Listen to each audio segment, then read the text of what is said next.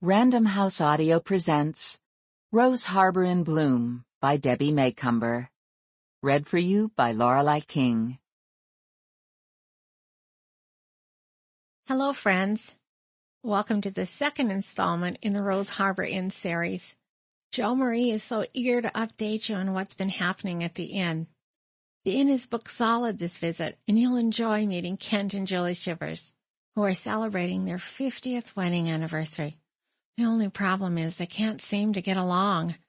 Their granddaughter is refereeing them and dealing with the boy next door, who is nothing but a pest, except now he can't take his eyes off her. And then there's Mary Smith. Oh, but wait, I'm getting ahead of myself.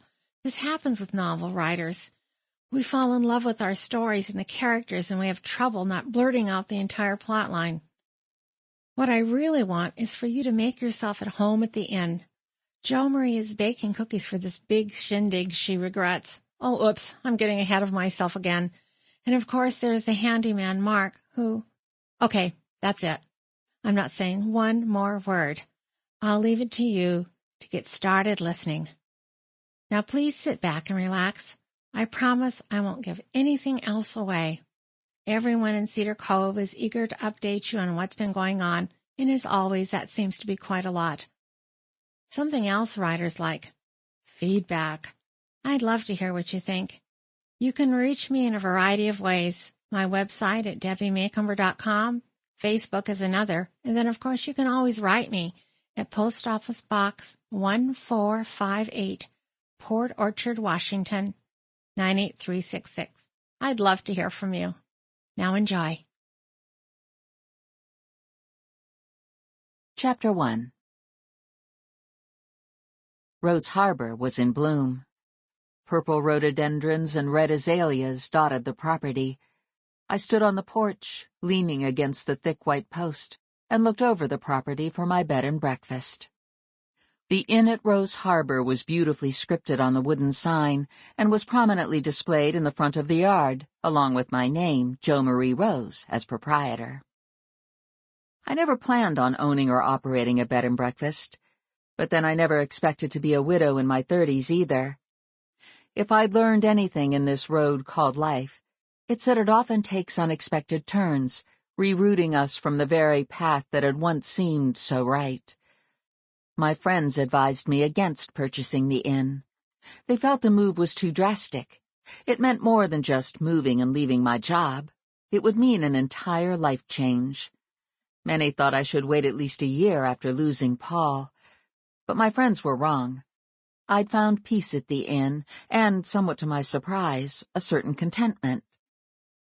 Until I purchased the inn, I'd lived in a condo in the heart of downtown Seattle.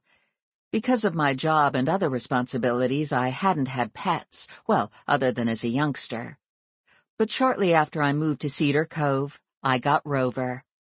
In only a few short months, I'd grown especially fond of him. He'd become my shadow, my constant companion. Rover was a rescue dog I'd gotten through Grace Harding, the Cedar Cove librarian. Grace volunteered at the local animal shelter, and she'd recommended I adopt a dog. I thought I wanted a German Shepherd. Instead, I'd come home with this indiscriminate mixed-breed short-haired mutt. The shelter had dubbed him Rover because it was clear he'd been on his own, roaming about for a good long time. My musings were interrupted by mutterings from the area where I planned to plant a rose garden and eventually add a gazebo. The sound came from Mark Taylor, the handyman I'd hired to construct the sign that stood in the front yard. Mark was an interesting character. I'd given him plenty of work, but I had yet to figure out if he considered me a friend. He acted like my friend most of the time, but then every so often he turned into a grumpy, unlikable, cantankerous, unreasonable... The list went on. "What's up?" I called out. "Nothing," he barked back. Apparently the ill-tempered monster had returned. Months ago I'd asked Mark to dig up a large portion of the yard for a rose garden. He told me this project would be low on his priority list. He seemed to work on it when the mood struck him, which unfortunately wasn't often, but still I thought a month or two would be adequate in between the other projects he'd done for me. To be fair to Mark, though, it had been a harsh winter. Still, Sample complete. Ready to continue?